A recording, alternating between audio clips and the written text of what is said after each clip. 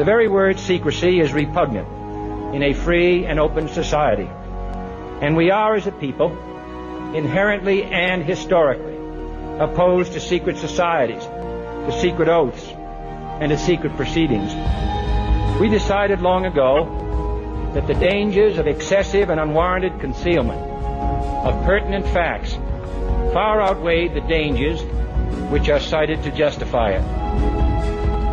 Hello, this is Dane Wigington with GeoEngineeringWatch.org radio with Global Alert News weekly update for January 9th, 2015. This show is broadcast throughout Northern California, Shasta, Siskiyou counties, covers Redding, Chico, a lot of areas in between for our internet listeners so they understand where this show is heard live.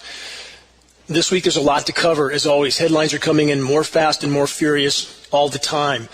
We have to pick and choose what matters most, certainly, because there's no end to the possible stories that could be covered. What I'll try to cover today in the time allotted, again, 55 minutes, no commercials. This show's paid for out of pocket so that it's not clouded up with commercials that taint the seriousness of the issues we face. I'll try to cover today the Ham and Rand situation, the no longer a secret massive methane leak in Southern California, the oil price crash, lots of ramifications there, the environmental implosion, which is rapidly accelerating, engineered weather whiplash, again seeing radical extremes in weather whiplash from a snowstorm in Texas at the end of 2015, which killed 30,000 cattle, 30,000 plus. At the same time, it was raining at the North Pole with temperatures of 40 degrees. Think about that. Other stories, we have who our government makes examples out of, let's say that, who pays the price for whistleblowing, and who they give a free pass to, any of their cronies that commit who knows how many crimes. Also, the Saudi and U.S. unholy alliance. How long will this go on, and how long will our media suppress this from public view? Western powers also continuing to use ISIS as a tool for their own agendas, and part of that agenda is to begin to clamp down on internet communications. More on that story later. On a side note, people have been conditioned to think that technology will always fix our problems as we collectively free fall into the future. Those that want a real view of where we're headed, take the time to view a movie that portrays a sobering look at what's coming if we don't immediately and completely alter our current course. The movie is called The Road. It was modeled after a 2006 novel by American writer Cormac McCarthy. This book won the 2007 Pulitzer Prize for fiction. It was made into a movie in 2009, directed by John Hillcoat. Again, it's called The Road. You want a sobering look at where we're headed?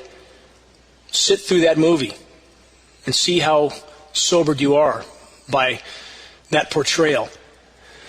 Before getting to all the updates that I want to try and cover in this episode, there's a matter of correcting the record that needs addressing as it has ramifications for the wider audience.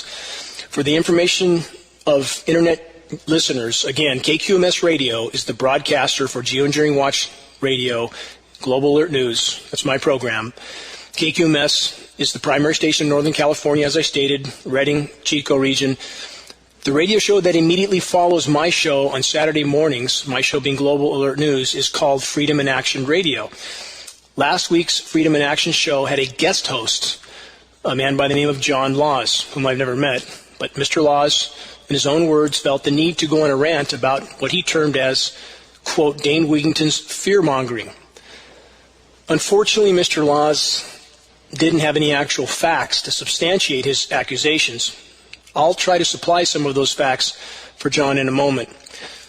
What Mr. Law's rant does clearly reveal is his propensity towards a wishful thinking-based perception of reality. Unfortunately, the uninformed and extremely biased perceptions of Mr. Laws is all too common. Hopefully more individuals will take the time to actually investigate the basis for their opinions, which Mr. Laws clearly did not do. Correcting the record in this case is important, as it will hopefully have the effect of prompting many to consider the importance of basing opinions and conclusions on facts and not biases, wishful thinking, or flat-out denial. While on the air with last week's KQMS Freedom in Action radio show, Mr. Laws accused me of stating that Iran had never invaded anyone while the U.S. had invaded 50 countries. He also stated that I implied Iran was good and the U.S. was bad. Such simplistic, dichotomous thinking can never give an accurate portrayal of complex issues, and this was certainly not a clear account of what I had previously stated, which was this. Iran has not invaded or occupied any other country for well over 200 years. The U.S., on the other hand, has invaded and or occupied 70 countries since 1776. This is a simple statement of fact that anyone can verify if they take the time to do so. Does this paint a picture of one country being more aggressive than another? I'll leave that for the listeners to determine. Does stating facts of historical record mean that I support Iran? Of course not. Does it mean that I'm against our troops? No, again. I'm absolutely not against our troops. I gave to DAV, Disabled American Veterans, and VFW, Veterans of Foreign Wars, for 20 years. I also worked as a volunteer rehabbing disabled Vietnam vets. A very heartbreaking endeavor, by the way. I believe our brothers and sisters in the U.S. military have given their service with honorable motives. But this being said, it's far past time for all those in the U.S. military, our military services, to consider what those in power are using them for. And all too often, it has nothing to do with freedom and democracy, as the public has been well conditioned to believe. Mr. Laws again accused me of fear-mongering about the ongoing ocean collapse along the North American West Coast. Again, clearly, Mr. Laws' accusations were based on ideology and wishful thinking and not facts. To drive this point home, here's just a few recent headlines from multiple media sources on the unfolding ocean collapse. From Global Research, very respected source of news, the ocean is dying, marine and animal life die-offs continue. From E-News, another respected news source, skyrocketing deaths on the West Coast. Marine deaths is what they're referring to. Another headline, emergency closure of fishery along entire West Coast. Another headline from another news source, Vice News. Whales are dying off North America's West Coast. Another one, a little fish with a big impact. Trouble on the U.S. West Coast. Fisheries are collapsing. One more headline, food chain catastrophe, emergency shutdown of West Coast fisheries. Finally, the ocean off the west coast of California is turning into a desert. That sounds like something to maybe be a little concerned about, doesn't it? Wouldn't a rational sense of alarm go off after knowing what's happening off our west coast? Simply stating that people should investigate, which Mr. Laws obviously didn't. He also called me an alarmist about stating that there's crop failure happening around the globe. So I want to enter a few headlines on that note. Also from multiple sources, climate engineering and crop failure. Crop failures set to increase under climate change. This is from Science Daily, very respected science site. From National Geographic, warming causing crop failures and food shortages.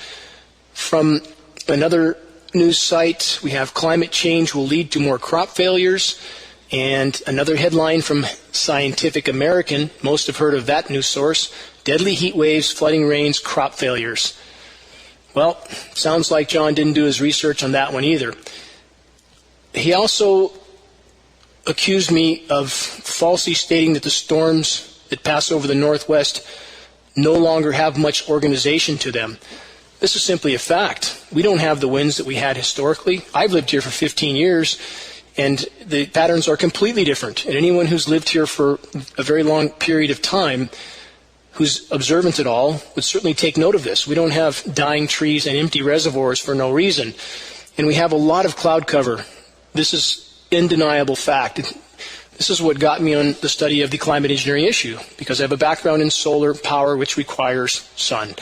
So when I began to lose 60, 70, 80% of my solar power uptake, my home was on the cover of the world's largest renewable energy magazine, by the way, I began to research climate engineering and its effect on the atmosphere, weather patterns, and so forth. So now we have another science term that I believe Mr. Laws was also unfamiliar with. That term is global dimming. Again, this is a science term. It refers to the amount of direct sunlight no longer reaching the surface of the Earth as compared to 5 decades ago. That figure is 30%. That's huge. That means we don't see a lot of blue skies anymore, and that's simply a fact, a verifiable fact. Rain shut down. I have given presentations for years linking the aerosolization of the atmosphere from climate engineering programs, which introduces many particulates into the atmosphere from jet aircraft, something we have on film happening at geoengineeringwatch.org, and the diminishment of rainfall. I would ask, have we seen less rain in Northern California? We have a drought that is at least a 1,200-year drought going on right now. A drought that my presentations said would happen going back a number of years. Just asking John to do a little research before he makes such accusations on the air, which is not really productive unless the research has been done prior to. Again, the rain can be shut down as long as those who are conducting the climate engineering choose to shut it down. We can all speculate as to their motives, but the fact that we see aerosol spraying upstream in the storm track for California and we have diminished rainfall is a 2 + 2 = 4 equation. Science backs that up. People can research geoengineering reduces rainfall, find some data. Ionosphere heaters, something John seemed to make sound like it was the claim that the Martians have landed.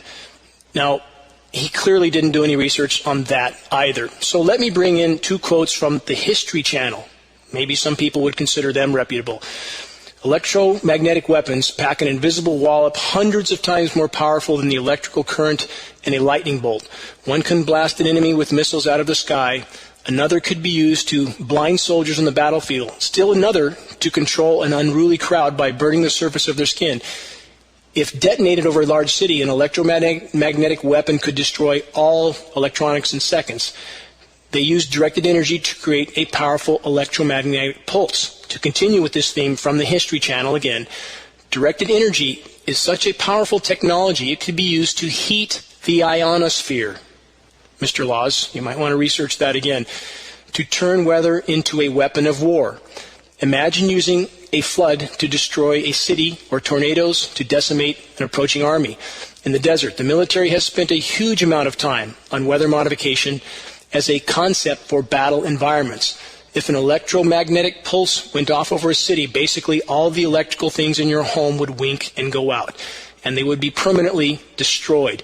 Again, heat the ionosphere from the History Channel. Now, this is something that exists.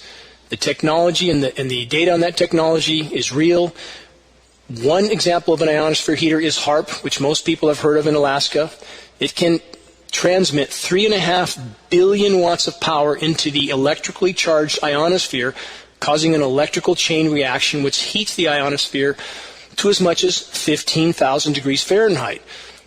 What does this do? What's the military stated purpose? Is to expand the atmosphere further out into space to create resistance on an incoming ICBM, intercontinental ballistic missile. But at what cost to the planet as a whole do these weapons come? That's my question. And I would simply ask John to do some research before you start accusing people of fear-mongering. Take a good look around. And this matters for all of us. It's simply something that we should all have a basis for our opinions, no matter what. And I hope John will do some research on that. And to back up again the weather manipulation subject as a whole, we have posted at geoengineeringwatch.org a 750-page congressional document outlining the full scope and scale of these programs going back to 1948, naming several dozen countries, international countries involved, a dozen federal agencies, 10 major universities. We have an 80-page presidential report from 1966 also exposing these programs. People just simply need to do their research. Mr. Laws said if you talk to real pilots, they will laugh you out of the room, I think was his quote.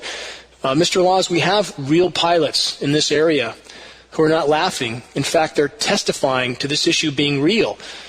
2 of them military veterans, and they are on film and on the record, and you can see that in the testimony which occurred in front of the Shasta County Board of Supervisors. I would encourage you to look at some of that testimony. So you can always find someone to deny reality, especially when it's a bad career decision for them to face reality, which it would be for some of these pilots. But you can find pilots who are now retired and who have the courage to speak out, and they have spoken out. Anyone can view this at geoengineeringwatch.org in the center column. Also, about 9/11, Mr. Laws stated that I said George Bush knew this was going to happen. Well, I never said that. I can't know that. But I have and will continue to say this about 9/11. We have 2,500 of the world's top architects and engineers stating on the record that the official story is absolutely impossible to have happened, that we can believe a third building, which most people don't know there even was, Building 7, World Trade Center, that building could collapse at free fall speed in 7 seconds, a 47-story steel structure high-rise building, because of some furniture burning on the first floor.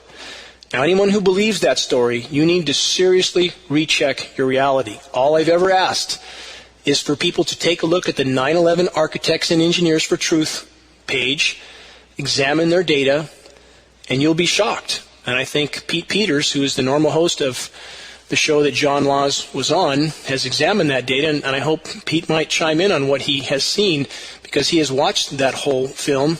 I highly respect Pete. And I think he would corroborate the fact that their evidence is inarguable, that the official story is certainly impossible, and a new investigation is absolutely warranted. So to finish this, when Mr. Laws or anyone who operates on ideology and not fact, because perhaps these realities are very frightening to them, and I understand that. I do understand that. But ignoring these realities is not going to make them go away. So, again, I hope that all of us continue to investigate. And I want to give a couple quick definitions for conditions that are very prominent in our society that cause people to not look at realities. This is important to understand. The normalcy bias, or also it's called normality bias. This is a textbook definition I'm about to read right now. Is a mental state people enter when facing disaster. It causes people to underestimate both the possibility of a disaster and its possible effects. This may result in situations where people fail to adequately prepare on a large scale. The failure of governments to include the populace in its disaster preparations. The definition continues. The assumption that is made in the case of normalcy bias is that since a disaster has never occurred, it will never occur. It can result in the inability of people to cope with a disaster once it occurs. People with a normalcy bias have difficulties reacting to something they have not experienced before. People also tend to interpret warnings in the most optimistic way possible, seizing on any ambiguities to infer a less serious situation. Now, to continue with this, to finish this theme, and then we'll move on to the news, primitive defense mechanisms, denial. And this is a textbook definition I'm about to read now. Denial is the refusal to accept reality or fact, acting as if a painful event, thought, or feeling did not exist. It is considered one of the most primitive of the defense mechanisms because it is characteristic of early childhood development. Many people use denial in their everyday lives to avoid dealing with painful feelings or area of their life they don't wish to admit. So in summary, again, for Mr. Laws, we are mathematically in the 6th great mass extinction right now. We're losing almost 300 species of plant, animal, and insect a day to extinction, every single day. The oceans are collapsing, terrestrial ecosystems are collapsing and burning down around the globe. Nearly 60% of Earth's trees have now died or been cut down. Atmospheric oxygen content is rapidly declining. Methane deposits around the globe are now expelling into the atmosphere, and I'm not even considering the completely out of control methane well leak in Southern California, which, just like the Gulf oil well leak, is just another glaring red flag of the human race's ongoing suicidal behavior. And by the way, we would have never known about any of these leaks if they were not discovered and disclosed, because those in power hide anything, everything they can for as long as they can, just like all the issues I just mentioned. You don't see any headlines about the fact that, by the way, we're in the 6th great mass extinction, losing 300 species of plant, animal, and insect a day. Don't hear that in mainstream media. Finishing, the Earth's life-sustaining ozone layer is in shreds. We're likely already in a runaway greenhouse event on planet Earth right now with completely illegal and completely unregulated, highly toxic climate engineering programs of total insanity helping to fuel the overall fire of global meltdown. So perhaps John Laws does not see any reason to be alarmed at all this, but I believe a sense of alarm is rational given the circumstances. So finally, as Mr. Laws seemed to insinuate that when he talks to, quote, guys like Dane Wigington, and he went on with other derogatory remarks, I would like to say this. I hope Mr. Laws, whom I've never spoken to and has never spoken to me, will accept my formal offer to present the facts on which he's formed his opinions in a 1-hour on-air discussion with myself and Pete Peters as a moderator. Pete's the host of Freedom in Action show, by the way. Pete has stated to me he would gladly host such a discussion and would invite John to join in. A friendly, civil, fact exchange that I think would be good for all those in the listening audience.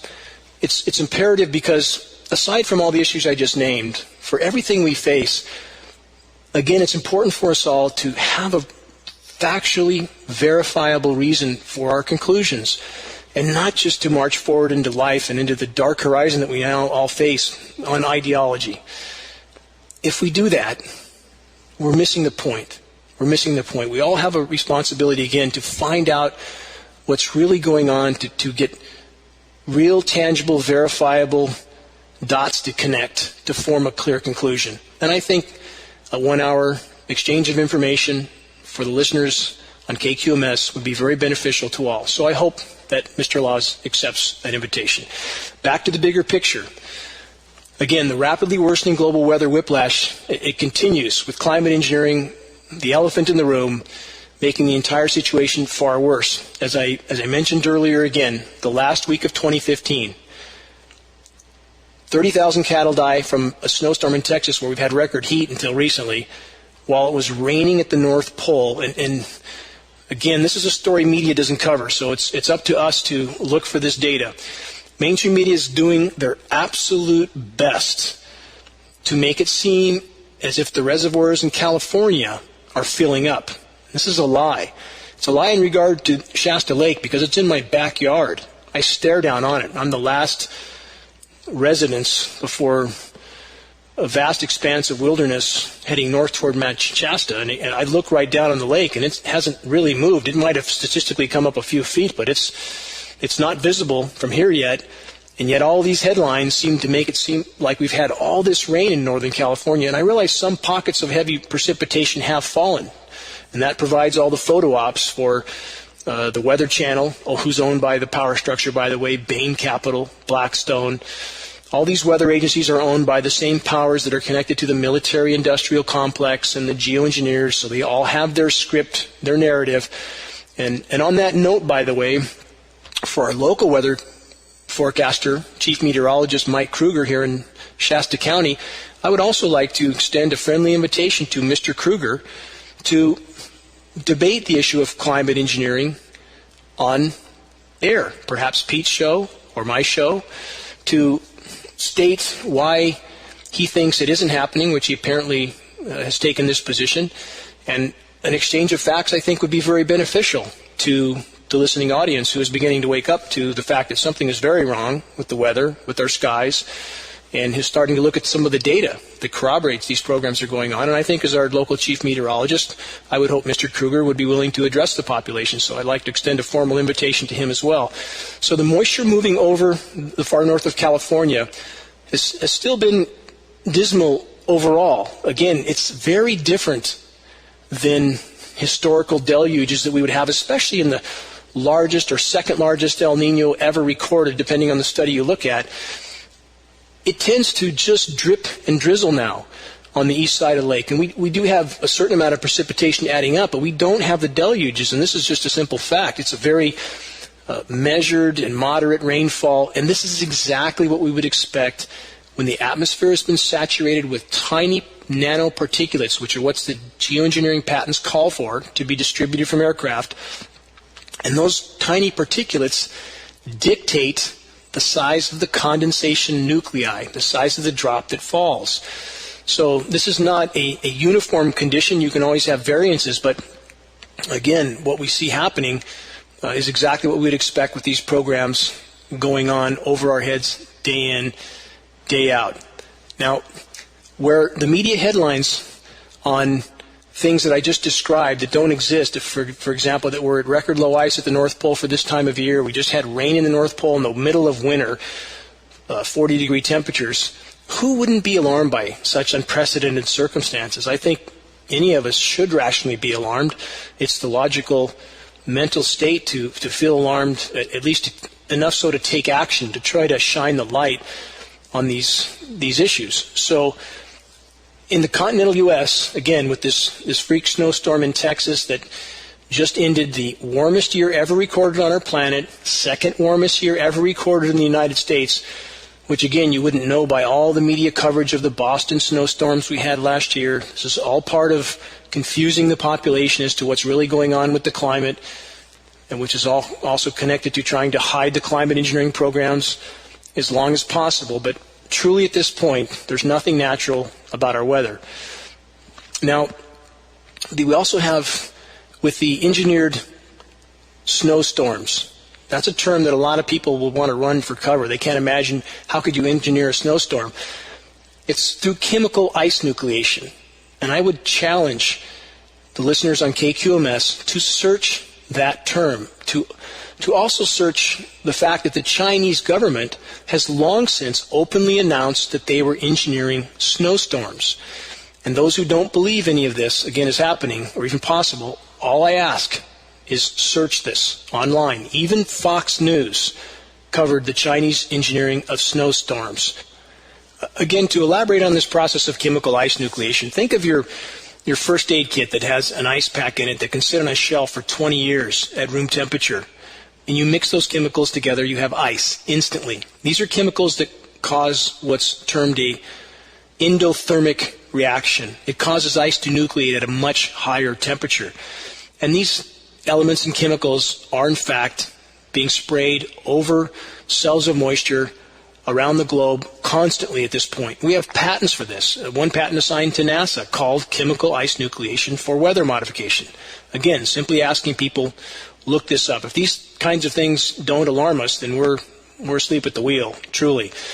So what do we hear this week from mainstream propaganda sources like Fox News? While comparing the U.S. rather to other nations around the globe, I watched a Fox commentator state the following. He used a quote from Edmund Burke, which I'm very familiar with. He said, "All that is necessary for the triumph of evil is for good men to do nothing." It's the same blind, simplistic, dichotomous mantra that we're all good and they're all bad. If only this were true, and if only the world was so infinitely simple. It's not. It's not. This kind of dichotomous black-white thinking has led to immense conflict for all of humanity, for all of history. This is the kind of programming that's being fed to us, to the U.S. population, while the U.S. military and its allies are being used as a hammer for the completely out-of-control power structure. The population is bombarded with carefully crafted stories of all the, quote, bad countries that are all not going along with the dictates of the U.S. and the Western power structure. Does anyone hear anything about the tyrannical actions of monarchies like Saudi Arabia? No, we don't hear that. Of course not. Such murderous dictatorships and the resources they control are too valuable to the power structure of the West. The Saudis have long since been completely in bed with U.S. presidents like the Bushes and the Obamas. There's a very detailed book called House of Bush, House of Saud, very damning. I've gone over in previous shows the fact that grandfather Bush, Prescott Bush, was part of the funding for the Third Reich for Nazi Germany. It's historical fact. There's congressional documents to back up what I'm saying. In regards to the Obamas, the gifts that they have recently received and accepted from the Saudi government value well over $1 million. This is business as usual. It doesn't matter which side of the political coin we're talking about. And people who slap different stickers on their car that Obama's going to save us or Bush is going to save us, or that's simply buying into the lie. There are two sides to the same coin. It makes no difference overall. They're part of the same power structure. So business as usual goes on. The Saudis, let's look at this U.S. ally of the Saudis, which our media doesn't say anything about, while they're absolutely demonizing other countries that really haven't done anything to us. In regard to the Saudis and what we don't hear, let's remember that after 9/11, as I've stated on other shows, who got a free ride home after 9/11? 93 Saudi nationals, no interrogations whatsoever, no one else was allowed to fly, but they were allowed to fly home. Most recently, the Saudis beheaded dozens of political dissenters, 47 in one shot. And then they hanged many of those bodies, some from cranes, headless bodies. We don't see that on our news, do we? Because Saudi Arabia is the source of oil that the U.S. military needs. The Saudis get away with beheading a well-known Iranian. For political reasons, they beheaded him. And now, most recently, the Saudis have just, accidentally bombed the Iranian embassy in Yemen. None of this is an accident.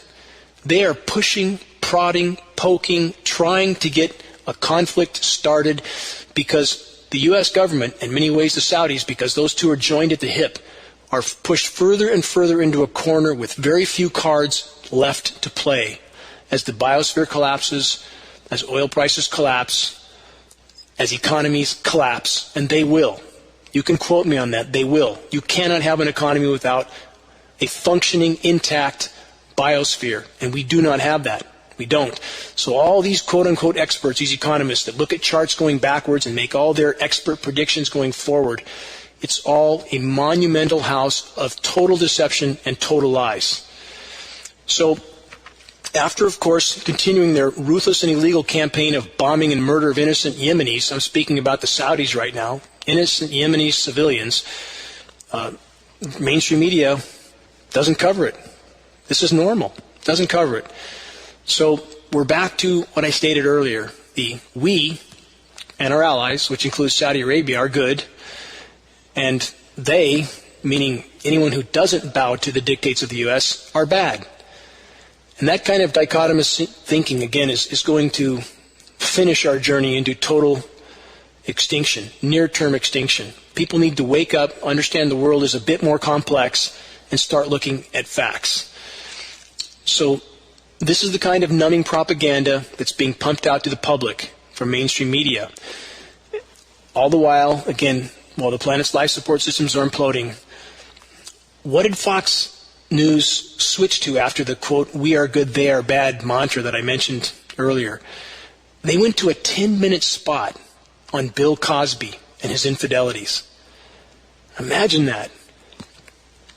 I'm not trying to focus on Fox, by the way. All mainstream media sources are part of the same criminal cabal of mass distraction and lies.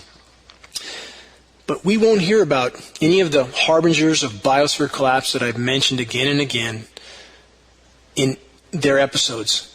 None. So we hear 10 minutes about things like Bill Cosby and not a word about the fact that we're in the 6th great mass extinction and we're losing 300 species of plant, animal, and insect a day. Forests are burning down around the globe.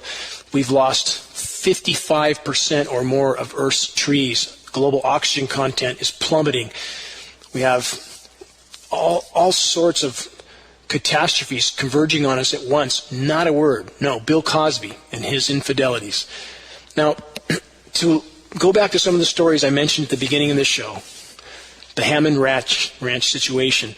And first, it's truly shocking to me that the Hammonds would be locked up for setting backfires in the attempt to save their homes.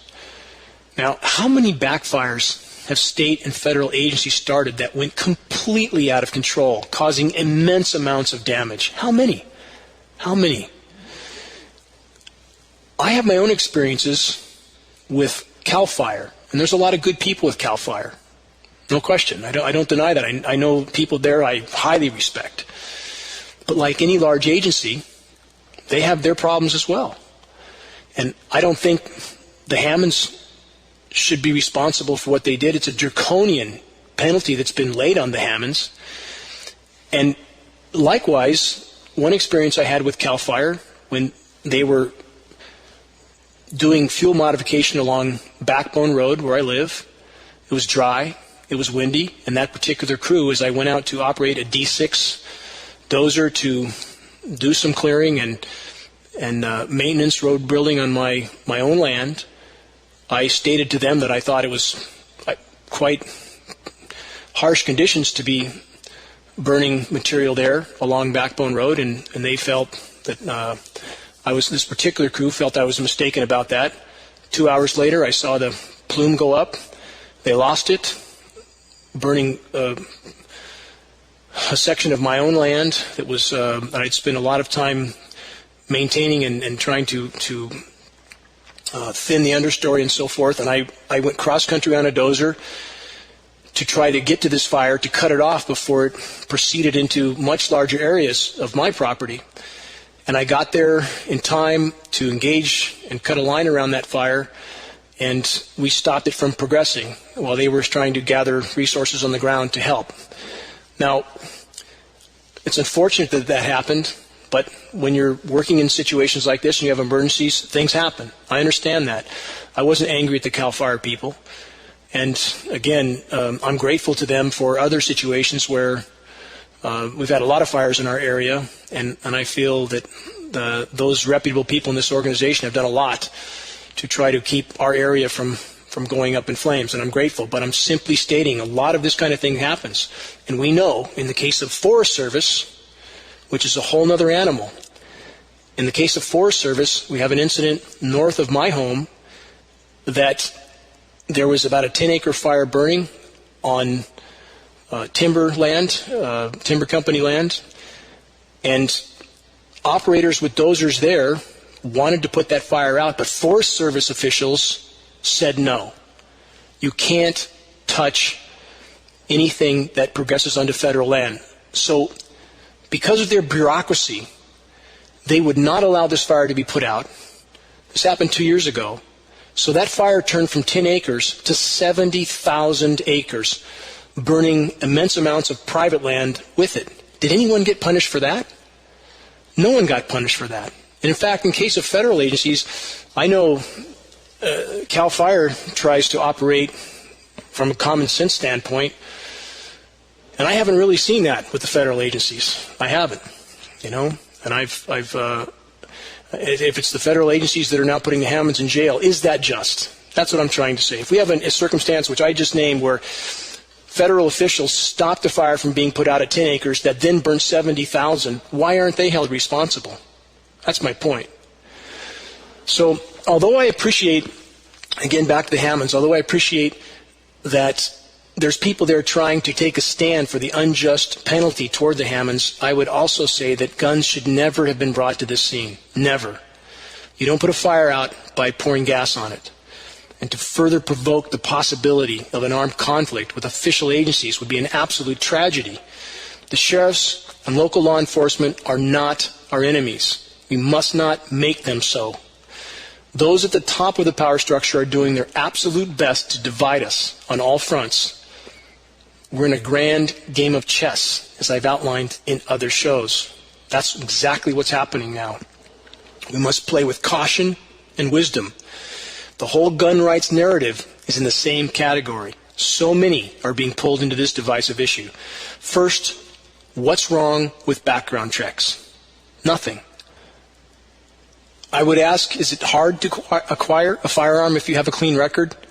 In most places, the answer is no. It's not hard. If you have a clean record, you just go through a background check. It's not a big deal. In regard to our local law enforcement, they are us. We are them.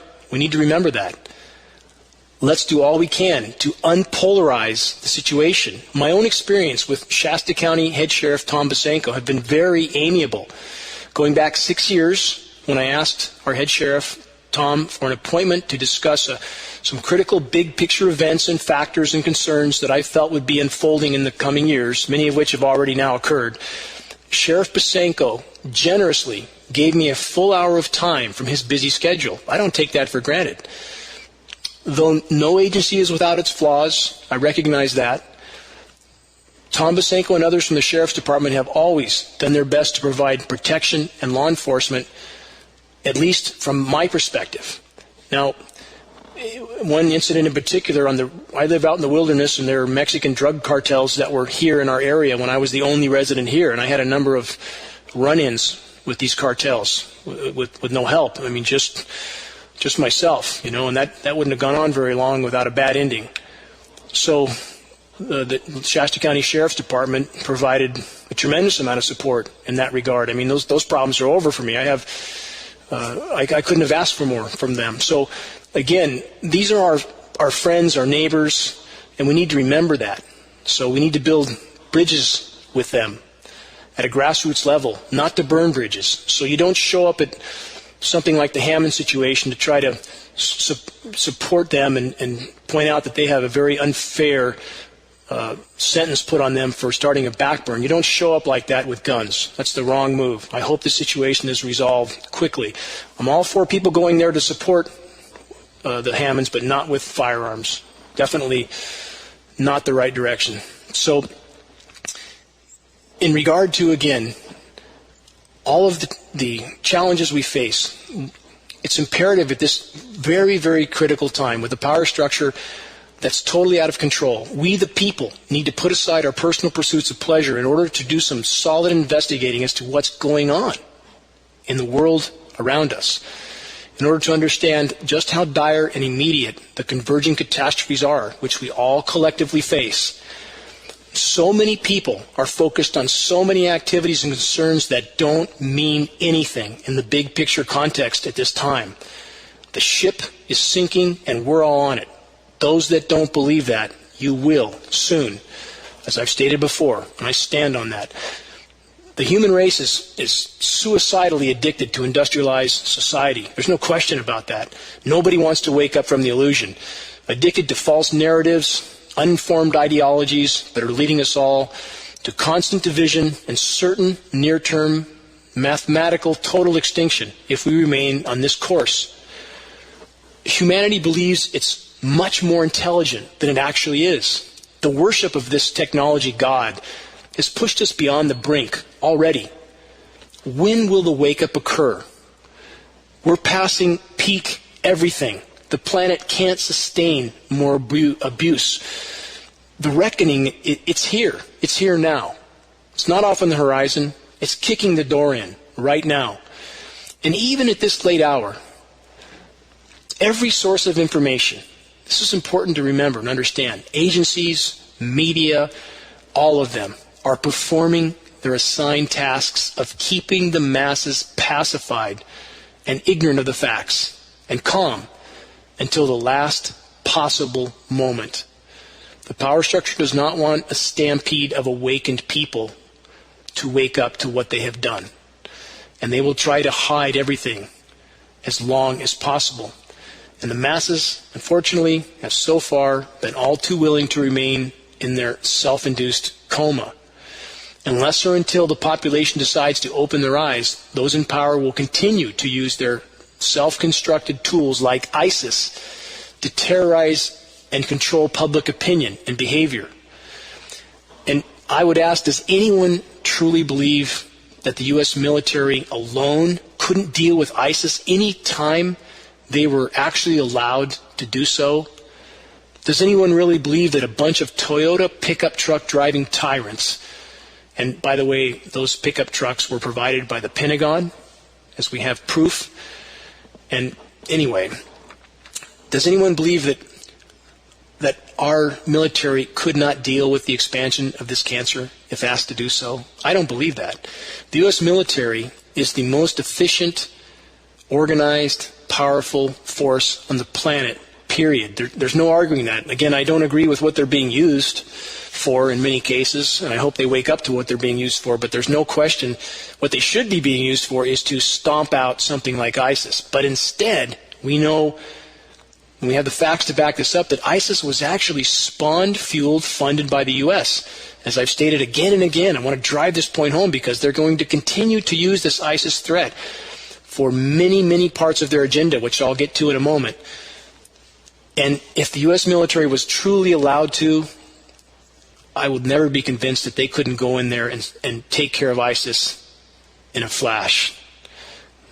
So with nearly 1,000 bases in 150 countries around the globe, that's what our military's doing. They're being used to try to occupy the planet. And ISIS is a part of facilitating that occupation because this threat has to be spawned and fueled and fanned and funded in order to convince the population to allow this expansion of U.S. empire, which is not good for our country at all. Empires collapse every time because of this type of process that they go through. And what's the epitome of the human race's attempt to control everything? This plugs into what I just mentioned to the military. And what's the epitome of the power structure's assault on all of us and all life? It's happening right above our heads every single day, all over the planet. Global climate engineering is nothing short of weather warfare, which, due to the highly toxic fallout, is nothing short of biological warfare. And of all the challenges we face, logically, rationally, this is the most dire and most immediate. If populations around the world knew what has been and what is being done to them by the ongoing climate engineering insanity, there would be an immediate shockwave around the globe.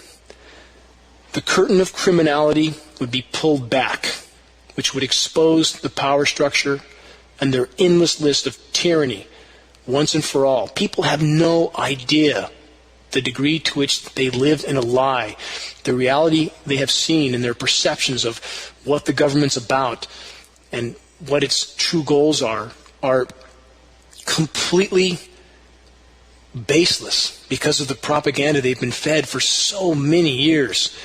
So few people yet understand that we don't have a country with a government. We have a government with a country. We have what amounts to criminal cabals that own and run countries. And where do all those roads lead?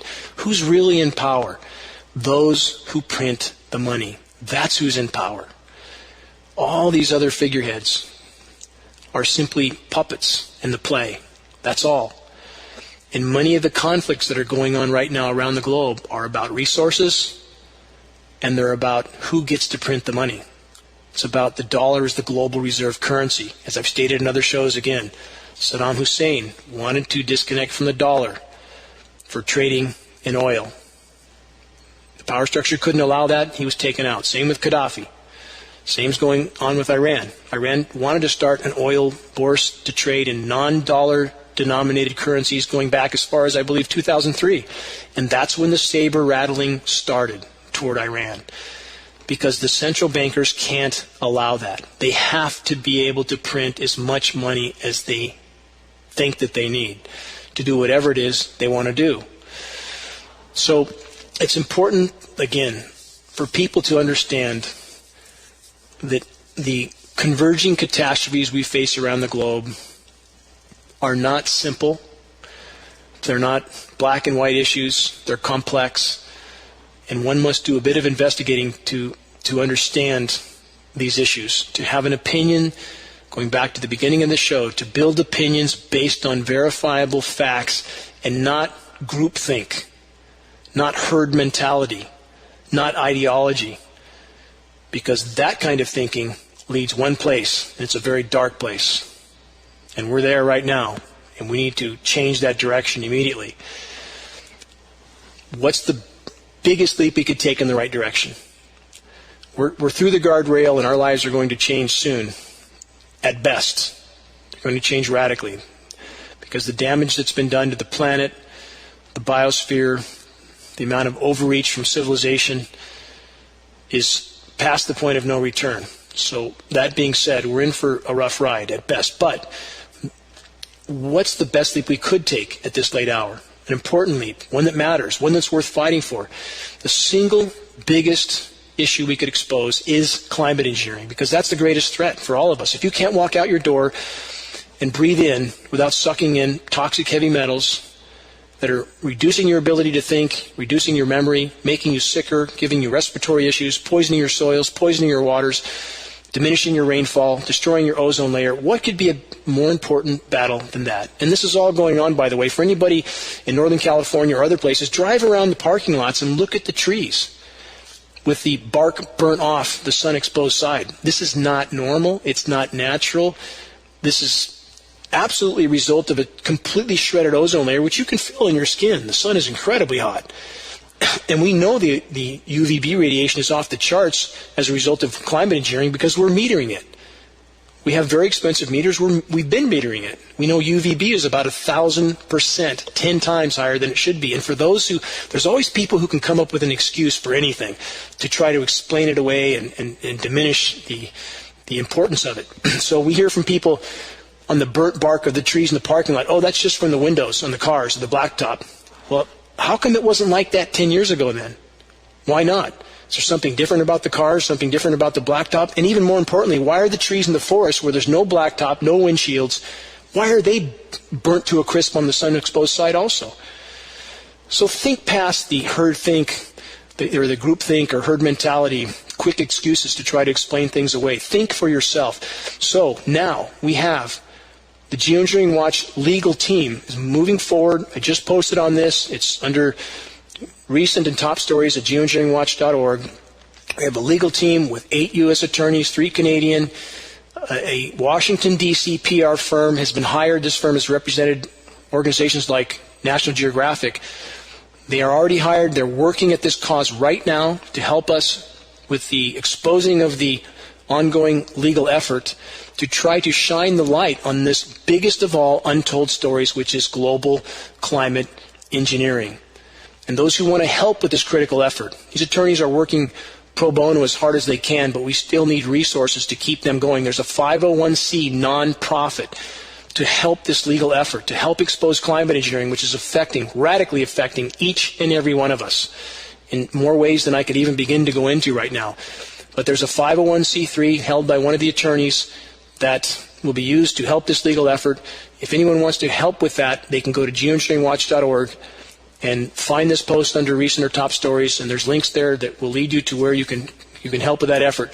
And in any way you help, to help us sound the alarm, to gather data, to learn about this issue, to share it with others, that's also of immense help. We need help on every front to expose this issue.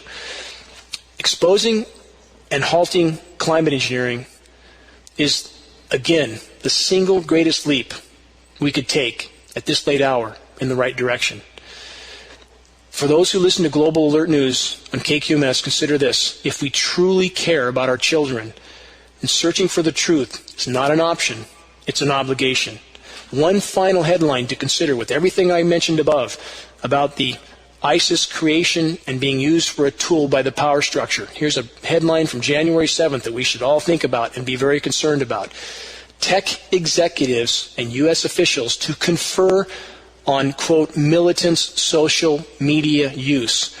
First paragraph of that headline, Washington, Reuters, senior White House officials and U.S. intelligence and law enforcement figures will meet with Silicon Valley executives on Friday, which is January 9th, to discuss the use of social media by militant groups, sources familiar with the meeting said on Thursday. They can call anyone they want a militant. People who show up to defend the Hammonds, even if they're unarmed and peaceful, or people who are trying to perhaps expose the unlawful use of government surveillance, or people perhaps who are trying to expose climate engineering in our skies. This is why these people are meeting, because they want to be able to label and incarcerate anyone they choose, anyone who might be trying to expose their crimes. And people should be concerned about this kind of thing and not Bill Cosby and his infidelities. All I'm asking for people to do is poke your head up out of the rabbit hole and start looking at facts. Have facts to base your opinions and conclusions on, not ideology. We all have an obligation to abandon preconception, programming, and ideology in exchange for verifiable facts. Find out what you don't know while you still can. Look behind the curtain. Connect the dots. Make your voice heard in the battle for the common good. This is Dane Wigington with GeoEngineeringWatch.org. Until next week, thank you.